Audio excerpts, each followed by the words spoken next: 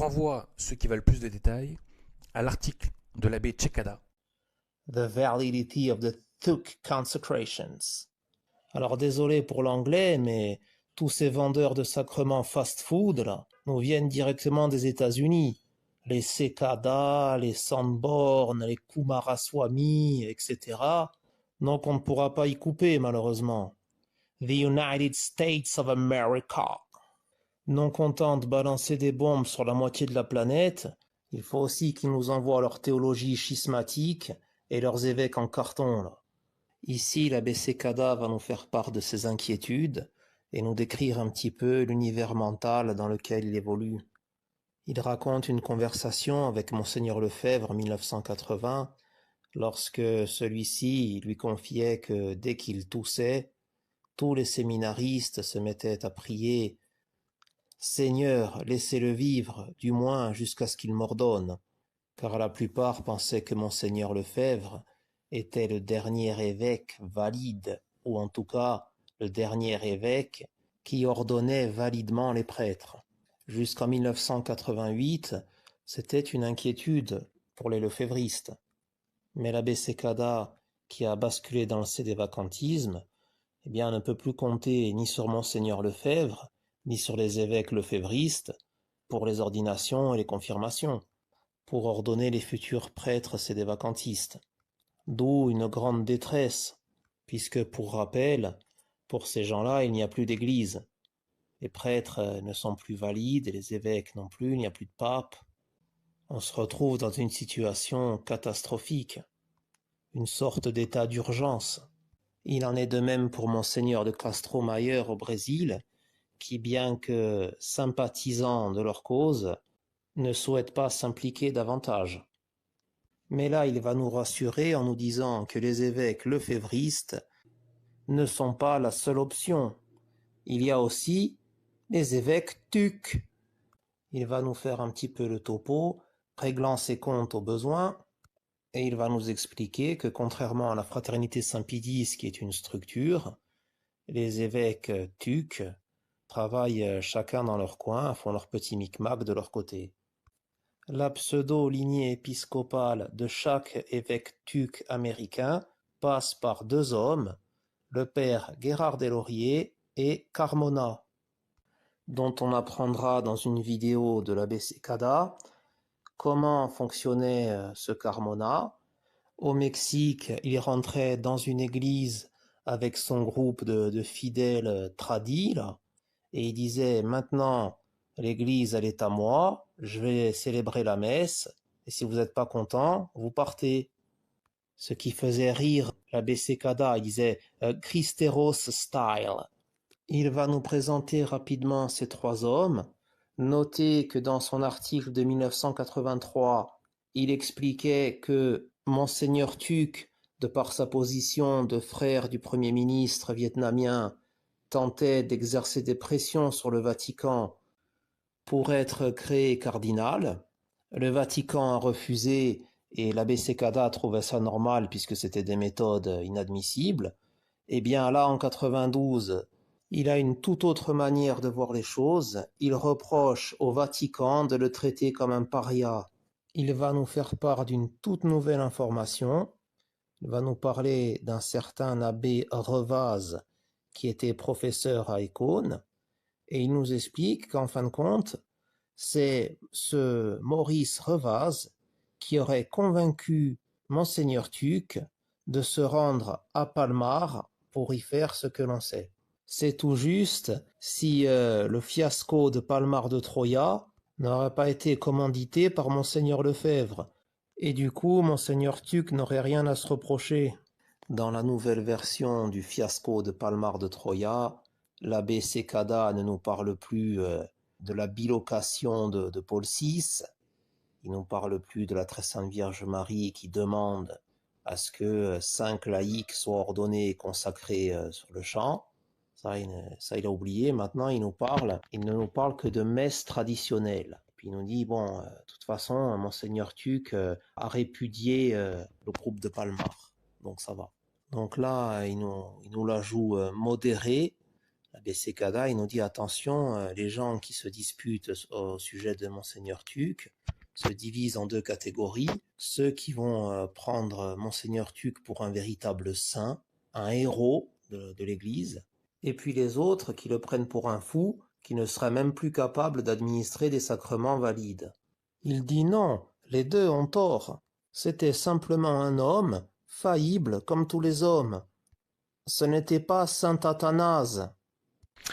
Non pas d'ailleurs pour en faire le saint Athanase, comme les lefévristes font avec Monseigneur Lefebvre, enfin le saint Athanase de notre époque, mais Et là, il va faire la comparaison avec Monseigneur Lefebvre, auquel il reproche les zigzags, sauf que, bon, Monseigneur Lefebvre n'a jamais sacré des vieux catholiques pervers sexuels pour de l'argent. Monseigneur Lefebvre n'a jamais ordonné et sacré 5 hommes, 5 laïcs qu'il n'avait jamais vus parce que la très sainte Vierge Marie et Paul VI par bilocation le lui ordonnaient. Monseigneur Lefebvre ne s'est jamais vanté de simuler des sacrements, et quand Monseigneur Lefebvre consacrait des évêques, personne n'avait besoin de lui crier dessus pour qu'il sache s'il devait prononcer ou non le nom du pape. Mais de tout temps, les apologètes de Monseigneur Tuc ont eu besoin d'attaquer d'autres personnes pour faire mousser leur champion. Monseigneur Lefebvre le plus souvent, également Monseigneur Mendes. Maître Abosite a attaqué le père Horowitz et s'est moqué de Saint Jean-Paul II, dans le même but. Tout au long de l'article, l'abbé Sekada va tenter de nous persuader par tous les moyens que les sacrements Tuc sont valides malgré les crimes contre l'Église commis par ce prélat et le très fort soupçon de déficience mentale. Donc là, on a l'abbé Sekada qui nous dit trêve de digression. Ce qui nous intéresse, ce ne sont pas les hauts et les bas de la carrière de Monseigneur Tuc, mais c'est simplement de savoir si les consécrations sont valides. Et donc il ne va se concentrer que sur 2 évêques Tuc, dont proviennent la plupart des autres. Ce sont Carmona et Guérard. Alors il nous dit d'entrée de jeu, nous sommes obligés de regarder ces consécrations comme valides. Donc il nous dit, puisque les consécrations de Guérard et de Carmona sont valides, eh bien nous sommes également obligés de regarder comme valides tous les ordres qui en découlent, et les évêques consacrés dans cette ligne comme de vrais évêques. Donc là, il va parler de 2 évêques Tuc sans les nommer. Ce sont les évêques Tuc Muset et Vézélis qui s'étaient associés, avaient découpé les États-Unis en 2 méga-diocèses et avaient décrété que quiconque ne leur obéissait pas était schismatique et allait en enfer. Il dit qu'il en avait parlé en 83 dans son article et qu'il avait également dressé un portrait de Monseigneur Tuc, mais il ne s'était pas focalisé sur la validité des consécrations. Et il a fait de plus amples recherches par la suite. Il nous dit qu'en 1985, l'abbé Sanborn, son confrère, voulait entrer en contact avec Monseigneur de Castromayer, un évêque émérite de Campos au Brésil, qui est célèbre pour avoir participé au sacre de 1988 aux côtés de Monseigneur Lefebvre.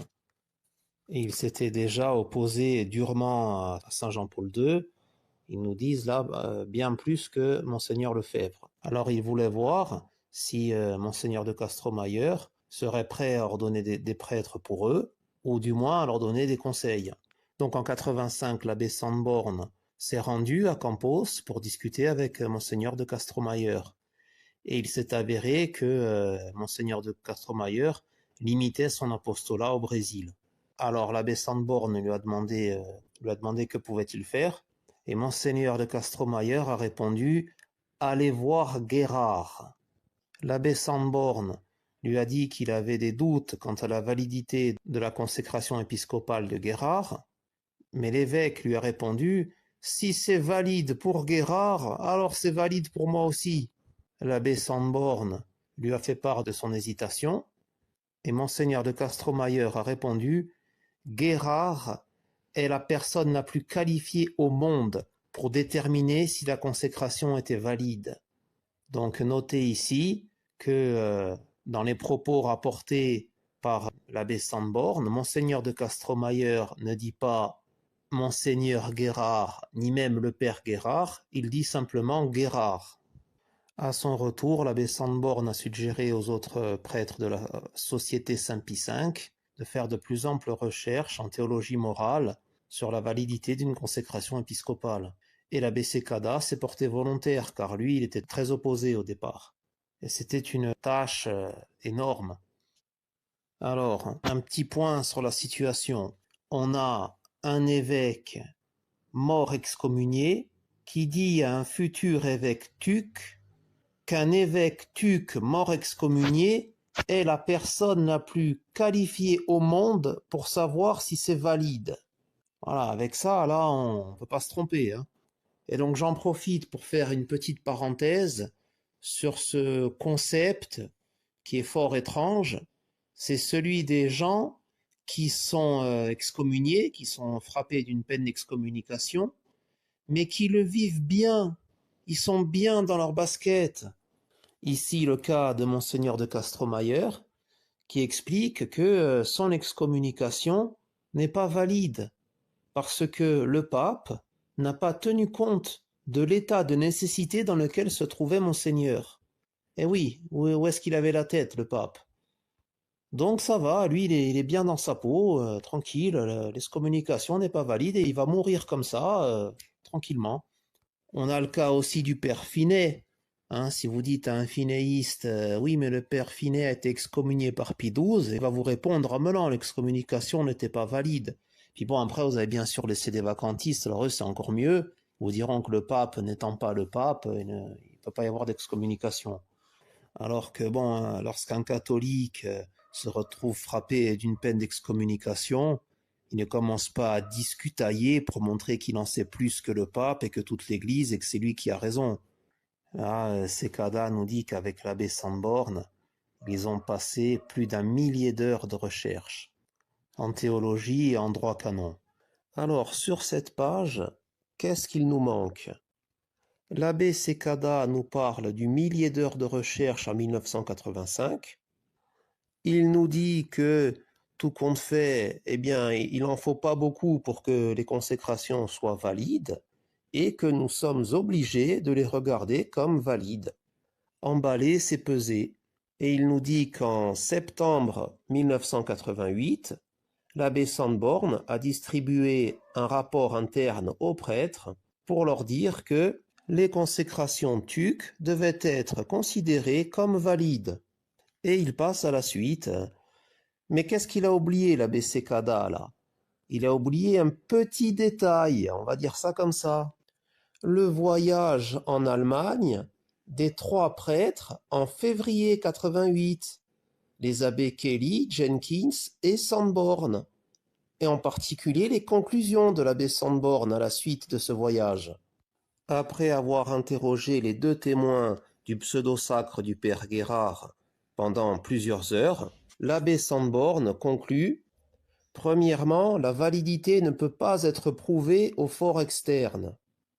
Deuxièmement, même si la validité pouvait être prouvée, nous ne devons rien avoir à faire avec les évêques tucs ou leur consécration, car tout cela est beaucoup trop sordide. Troisièmement, il devait vraiment y avoir quelque chose qui ne tournait pas rond dans la tête de Monseigneur Tuc pour avoir fait toutes ces choses bizarres. Il devait certainement être fou. C'est quand même dommage que l'abbé Cecada l'ait effacé de sa mémoire. Là, vous voyez qu'il n'y a aucune cohérence au niveau des dates, puisqu'en 85, il dit à Monseigneur de Castromayer qu'il a des doutes, qu'il hésite. Ensuite, en 85, il fait 1000 heures d'études. Alors là, ça y est, là, il est sûr que c'est bon, c'est valide. En 88, après son voyage en Allemagne, alors là, les conclusions sont expéditives. Hein. On ne peut pas prouver la validité, et même si on le pouvait, même si c'était valide, il faudra s'en tenir loin, car c'est beaucoup trop sordide. Et il devait y avoir quelque chose qui ne tournait pas rond dans la tête de Monseigneur Tuc pour commettre toutes ces choses bizarres. Donc ça, c'est en février 88. Et en septembre 88, il veut imposer à tous les prêtres de son groupe, c'est des vacantistes, d'accepter les évêques Tuc. Bon, mais ils vous prennent pourquoi, ces gens-là? Ensuite, il va écrire pas moins de 8 pages pour nous démontrer quelque chose qu'absolument personne ne nie, à savoir que les pseudo-consécrations de Guérard et de Carmona ont réellement eu lieu. Évidemment, puisque s'ils n'avaient pas eu lieu, Rome n'aurait pas excommunié Monseigneur Tuc et toutes les personnes impliquées. Aucun opposant ne nie que les cérémonies aient eu lieu. Mais lui, il va quand même écrire 8 pages pour nous le démontrer. Alors, je dois vous avertir, hein, il ne fait pas ça pour rien. S'il écrit 8 pages pour nous dire que la cérémonie a réellement eu lieu, c'est parce que au prochain tournant, nous allons nous prendre un gros sophisme en pleine tête. Alors là, on peut s'arrêter 2 minutes. L'abbé Cekada va nous enseigner la notion de certitude morale, qui est basée sur la prudence. Là, il va nous donner un bel exemple, celui de la mort d'Elvis Presley. Il va nous dire, moi, je ne l'ai pas vu mourir, Elvis Presley, mais sa femme, le docteur, le shérif et les pompes funèbres ont tous dit qu'il était mort. Je considère alors le contraire. Disons qu'Elvis est vivant et qu'il fait ses courses là dans le supermarché du coin. Mais ça voudrait dire que les 4 personnes qui ont vu son corps et qui ont dit qu'il était mort sont des menteurs et qu'ils sont impliqués dans une conspiration de grande envergure. C'est tellement improbable que je ne peux pas y croire. J'en arrive donc à la certitude morale à propos de ce fait. Elvis, the King, est mort. Pour en arriver à la certitude morale à propos des consécrations Tuc, donc là je vous rappelle qu'il ne parle pas de validité, il parle seulement du fait que la cérémonie a eu lieu, absolument tout le monde est d'accord là-dessus. Bon, on considère la proposition contraire pour voir si on pourrait y croire, qui serait que Monseigneur Tuc n'a pas administré les consécrations, ni celle de Guérard, ni celle de Carmona, ou alors que s'il a administré, ce n'était pas dans le rite traditionnel. Il faut alors supposer les scénarios suivants. Monseigneur Tuc, le père Guérard, le père Carmona, le père Zamora et 2 laïcs et des vacantistes ont menti, ont produit de fausses photos à 2 occasions et ont commis un parjure 2 fois. Et ont orchestré une conspiration. Deuxièmement, que les 6 personnes qui sont engagées directement ont été complètement trompées quant au fait que les 2 consécrations auraient bien eu lieu.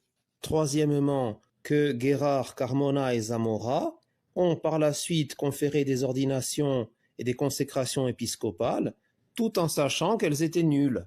Quatrièmement, que Guérard, Carmona et Zamora, aidés et encouragés par les docteurs Hiller et Heller, auraient laissé Monseigneur Tuc les consacrer dans un autre rite que le rite traditionnel catholique.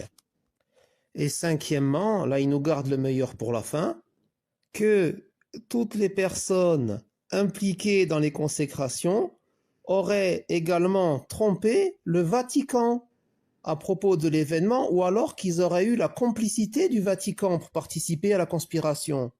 Et il nous dit, ces scénarios, donc y compris le 5e, sont évidemment absurdes et aberrants, et il n'y a aucune preuve qui permettrait de les soutenir. Alors, que le Vatican puisse être trompé ou qu'il soit complice des fausses ordinations Tuc, c'est insensé et absurde. Alors je vous rappelle quand même que pour Cekada et sa bande, au moment du Concile Vatican II, le Vatican dans son intégralité, 2500 évêques, et 2 papes qui sont tous les deux des saints, et par la suite 7 papes en tout, sont tous tombés dans l'hérésie, imposent une fausse religion avec des sacrements qui ne sont pas valides, une messe qui est diabolique selon Sekada, des prêtres qui ne sont pas prêtres et qui ne sont pas évêques. Voilà ce que nous impose le Vatican aujourd'hui, voilà ce qu'est le Vatican, contrairement aux promesses de notre Seigneur Jésus-Christ, évidemment, et ça c'est pas grave. Par contre, que le Vatican ait pu être trompé à propos des consécrations TUC, alors ça non, hein, certainement pas, ça c'est absurde et aberrant, hein, faut pas exagérer quand même. Donc il nous dit, parce que si vous croyez à ça, eh bien vous n'avez qu'à aller au supermarché pour voir si vous ne rencontrez pas Elvis en train de faire ses courses, tant qu'à faire. Donc après cette brillante démonstration, ça y est, c'est le moment de se prendre le sophisme, le gros sophisme en pleine tête. On y arrive. Il nous dit, puisque les consécrations ont effectivement eu lieu, eh bien nous sommes obligés de les considérer comme valides. Alors, où est l'entourloupe de ce bon vieux Sekada, là? Les consécrations épiscopales sont présumées valides. Oui, en effet, dans l'Église. Lorsque c'est fait dans les règles de l'art avec l'autorité de l'Église, mandatée par l'Église, c'est-à-dire que même s'il y a des circonstances qui peuvent être exceptionnelles, du moment que c'est l'Église qui l'ordonne, c'est sous son autorité, les consécrations sont présumées valides, oui. Pour autant, est-ce qu'une consécration épiscopale schismatique, opérée dans les sous-sols, pour ne pas dire dans les égouts, avec un évêque consécrateur malade, qui ne sait même pas ce qu'il fait là, et qui est seul, il n'y a pas de co-consécrateur, des témoins qui ne sont même pas capables de dire si l'évêque a effectivement posé les mains sur la tête du père Guérard ou non, et le père Guérard qui interrompt sans cesse la cérémonie pour interdire au monseigneur Tuc de dire le nom de Saint Jean-Paul II, dans des conditions comme ça de bras cassés là, est-ce que l'on doit présumer la validité de la consécration, d'après vous? Même en dehors de l'Église, il y a des consécrations présumées valides. Sans parler des orthodoxes, il suffit de voir les sacres de Monseigneur Lefebvre en 88. Il y avait un évêque co-consécrateur, Monseigneur de Castromayer, et c'était fait dans les règles. Il y avait de nombreux témoins, c'était public, donc c'est très facilement vérifiable. Monseigneur Tuc a mis tout le monde dehors, il n'y avait que 4 personnes dans la pièce, lui-même, le père Guérard et les 2 témoins allemands, qui ne savaient même pas ce qu'ils devaient regarder. Alors l'abbé Sekada fait semblant de ne pas voir la différence entre les conditions déplorables dans lesquelles se déroulent les consécrations TUC et les consécrations tout à fait normales dans l'Église catholique, voire même dans des situations exceptionnelles dont il va nous parler après, mais qui de toute manière sont accomplies sous l'autorité de l'Église. Alors l'abbé Sekada va nous donner la recette minimaliste. Il va nous dire les co-consécrateurs, c'est pas la peine, les prêtres, c'est pas la peine. Bon, effectivement, si vous avez un évêque tout seul qui consacre un autre évêque, ça pourrait être valide. Si l'évêque consécrateur n'est pas sénile, et si l'évêque consécrateur n'est pas coupable de nombreux crimes contre l'Église et crimes contre la foi, sacres de non-catholiques, en l'occurrence de la secte des vieux catholiques, simulation de sacrements, etc. En plus des signes qui montraient bien que le pauvre ne savait même pas ce qu'il faisait là. Ensuite, l'abbé Sekada nous parle du baptême. Bon, ben c'est hors sujet, puisque là, il est question de sacre, d'évêque. Dans sa formule minimaliste, il nous donne l'imposition des mains, qui est la matière du sacrement. Bon, ben là, c'est un peu dommage, parce que les 2 témoins n'ont pas été capables de dire si Monseigneur Tuc avait effectivement posé les mains sur la tête du père Guérard. Donc là, ça pose problème. Ensuite, on a la formule en 16 mots récitée par l'évêque consécrateur, qui est la forme du sacrement. Et on a l'intention. Oui, mais l'intention, Monseigneur Tuc, entre ses problèmes mentaux et le fait qu'il a déjà avoué avoir simulé des sacrements peu de temps avant. Hein. Voilà, belle intention, comment on fait là? Même pour la recette minimaliste de l'abbé Sekada, il n'y a pas le compte. Hein. Alors, il vous dit, si vous êtes certain que l'évêque n'a pas oublié un de ces éléments essentiels, mais on n'est pas certain, justement, c'est ça le problème. Il nous dit jusqu'à preuve du contraire.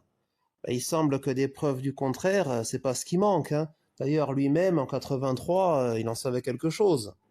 Ensuite, il nous parle des orthodoxes, des vieux catholiques, mais des vieux catholiques européens, puisque la validité est reconnue par l'Église. En revanche, la branche américaine de la secte de Spokane, qui a été fondée par Matthews, excommunié par Saint Pie X, là, l'Église ne garantit pas la validité. Donc, le sieur Pivarunas, déguisé en évêque, est considéré comme un laïc par l'Église. Ce que l'abbé Sekada savait très bien, voir son article écrit en 1980 sur les vieux catholiques.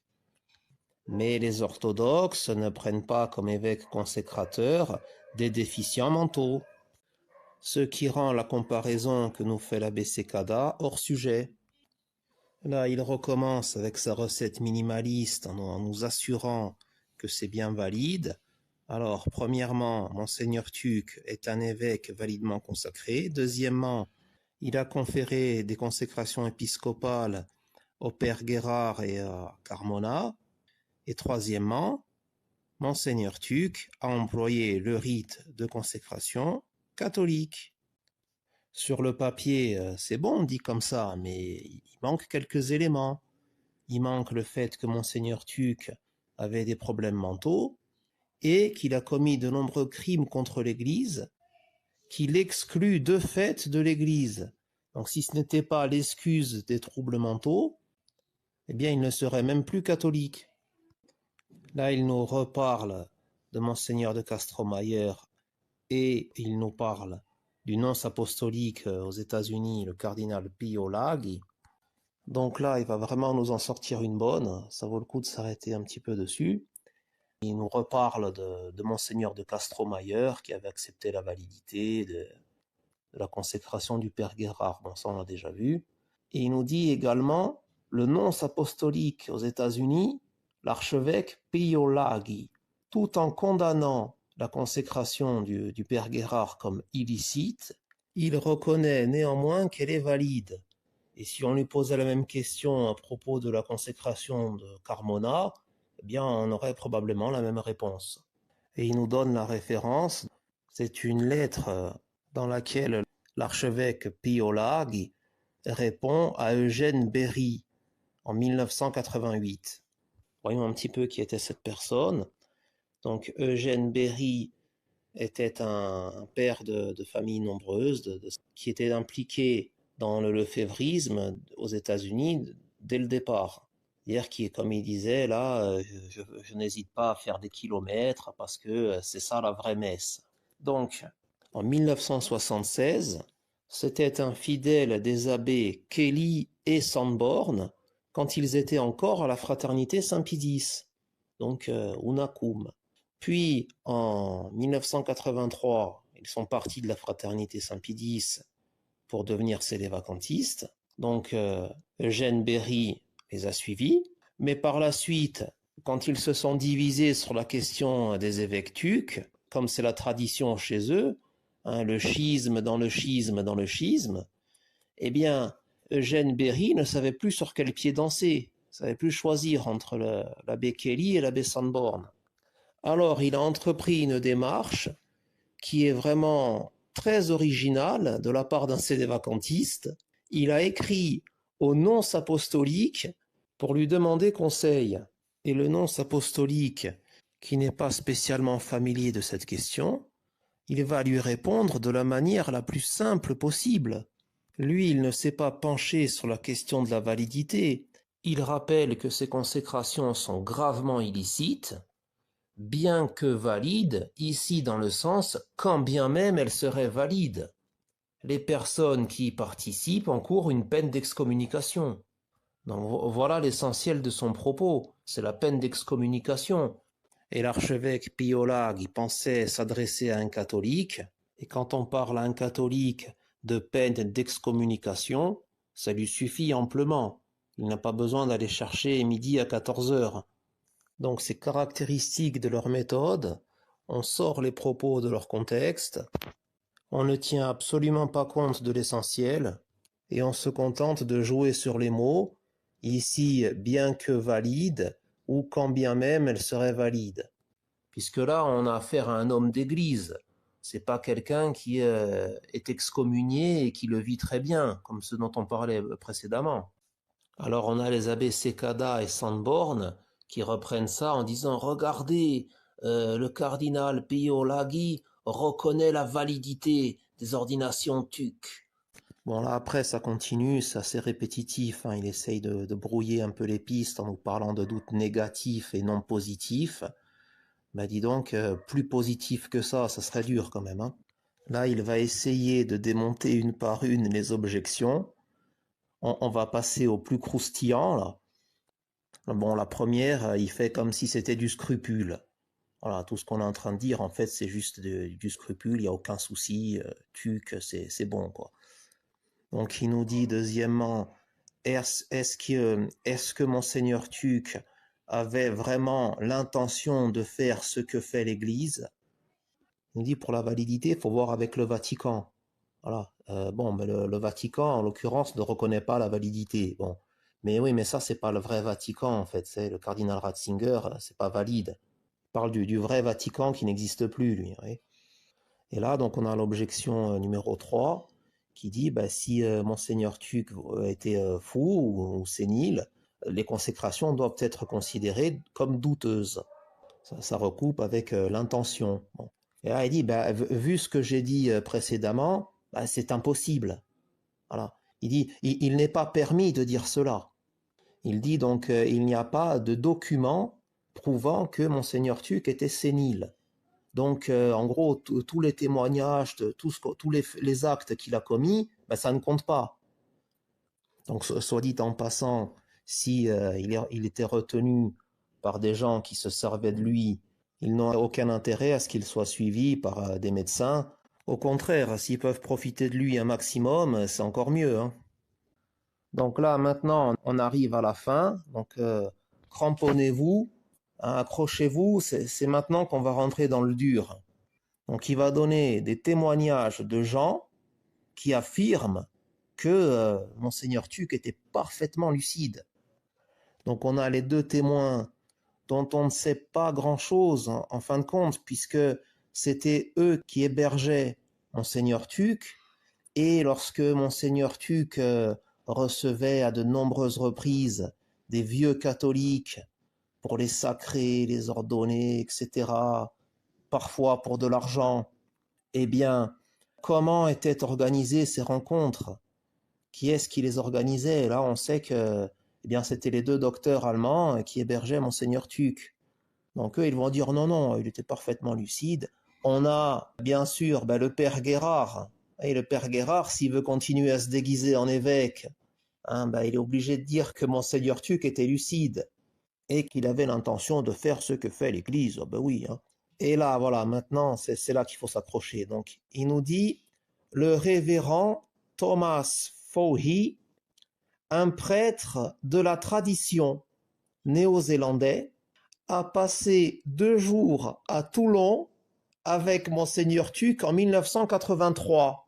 L'abbé Fowey nous assure que l'archevêque Tuc était loin d'être un abruti.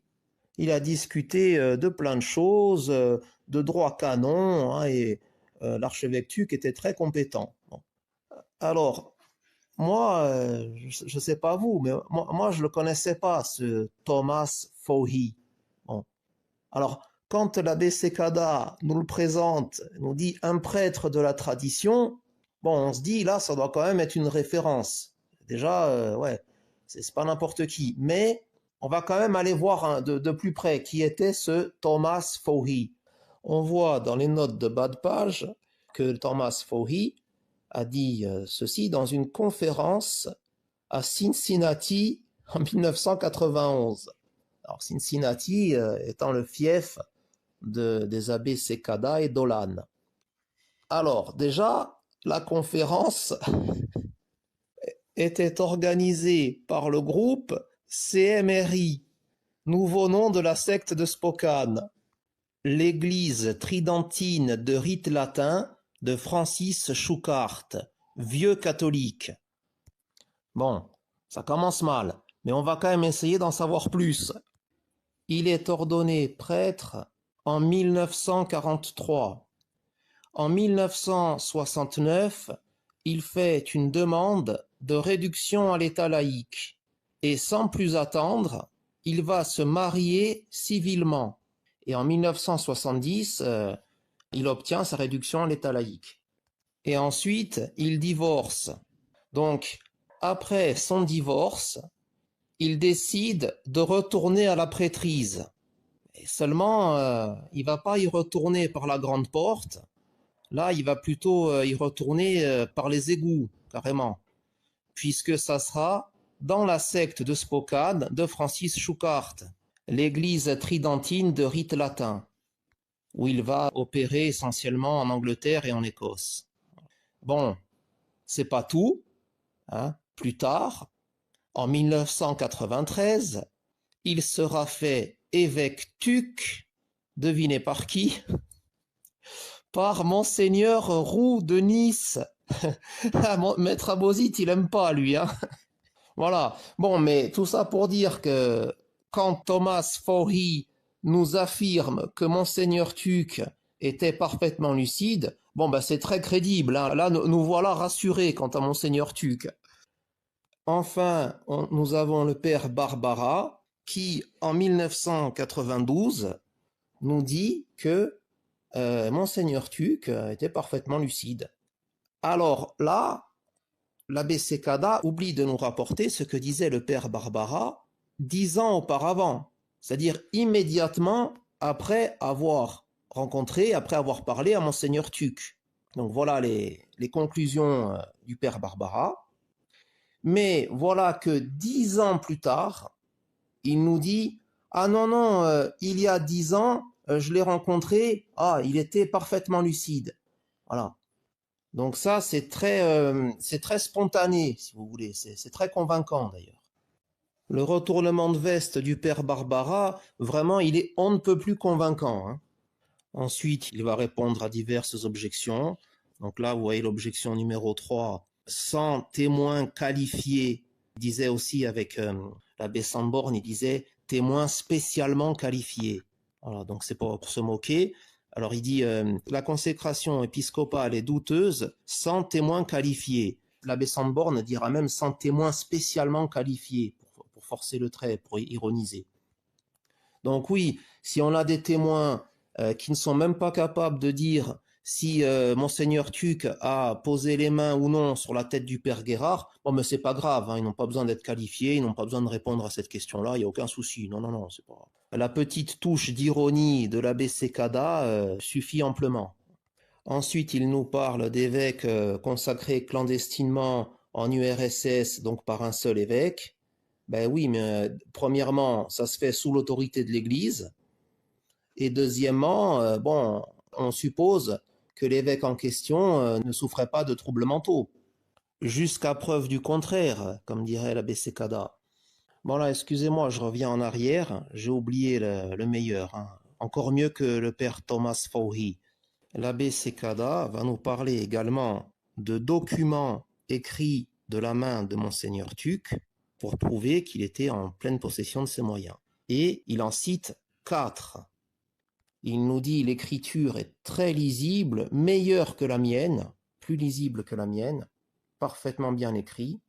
Et il va nous dire quels sont les 4 documents en question. Donc il va nous dire il y a deux lettres qu'il a écrites au père Guérard. Et les 2 autres documents sont 2 déclarations. Une dans laquelle il rompt toute connexion avec la secte de Palmar de Troya. Et l'autre, sa déclaration de vacances de siège de 1982. Donc là, on a l'abbé Sekada qui nous cite ce document comme une preuve de la lucidité parfaite de Monseigneur Tuc. Alors maintenant, voyons ce que disait le même Abbé Sekada en 1983 à propos de cette déclaration signée par Monseigneur Tuc, déclaration de vacances de siège. Il nous dit: ce document est écrit dans un latin extrêmement vulgaire, bien loin de ce que l'on pourrait attendre d'un docteur en droit canon diplômé à Rome. Et tout ce qui précède la conclusion n'a pas tellement de sens. Donc là, c'est l'abbé Sekada qui parle. Il nous dit: ça serait déjà pas très reluisant si un laïc, disons, ignorant en logique, en latin et en théologie, avait écrit cette déclaration et l'avait faite signer par Monseigneur Tuc. Mais alors, si c'était Monseigneur Tuc qui l'avait lui-même écrite, ce serait vraiment effrayant. Il nous dit également la même revue, je ne sais pas le dire en allemand, en anglais c'est Insight, contenant des photos de Monseigneur Tuc en train de lire la déclaration, contient également l'autobiographie de Monseigneur Tuc, qui appelle le pape Saint Paul VI le Saint-Père. Il nous dit une tournure de phrase surprenante si l'on en croit sa déclaration de vacances de siège. Et petit bonus, voilà, là c'est cadeau, amis, c'est des vacantistes, le docteur Heller qui menace le père Guérard de poursuites judiciaires si ce dernier continue de dire partout que la déclaration de vacances de siège de Monseigneur Tuc est un faux. Voilà, eh bien, pour l'abbé Sekada, la girouette Sekada, en 1992, cette fameuse déclaration est une preuve manifeste que Monseigneur Tuc était parfaitement lucide. Voilà, donc lui, quand il retourne sa veste, il y va pas de main morte. Hein. Amis, c'est des vacantistes, vous mettez vraiment le salut de votre âme, et parfois de toute votre famille, entre les mains de gens comme ça. Mais vous marchez sur la tête. L'art de se donner l'apparence du sérieux pour pouvoir raconter absolument n'importe quoi.